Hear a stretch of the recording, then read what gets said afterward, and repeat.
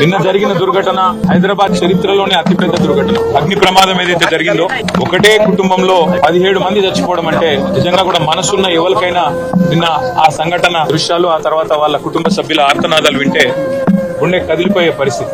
బాధాకరం ఏంటంటే ఇక్కడికి వచ్చిన తర్వాత కుటుంబ సభ్యులు అగర్వాల్ సమాజం యొక్క వాళ్ళ కుటుంబం యొక్క సభ్యులతో మాట్లాడుతుంటే 2.5 పాపను నిన్న అక్కడ సమాధి చేసి వచ్చినాం. అంతకంటే మాకు ఈ జీవితంలో ఇంతకంటే దౌర్భాగ్యమైన రోజు ఇంకోటి ఉండదు. మేము ఎందుకు బతుకున్నామా అనే బాధ అవుతుంది సార్.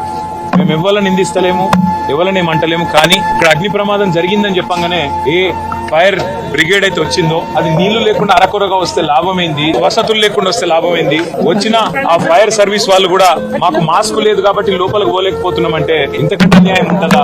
అట్లే వచ్చిన అంబులెన్స్ లో కూడా మాస్కులు పెట్టకపోతే, ఎందుకంటే ఎప్పుడైనా అగ్ని ప్రమాదంలో ఆ పొగతోని ఊపిరాడదు, ఆ ఊపిరాడకనే ఊపిరి పోతుంది, ప్రాణాలు పోతాయి.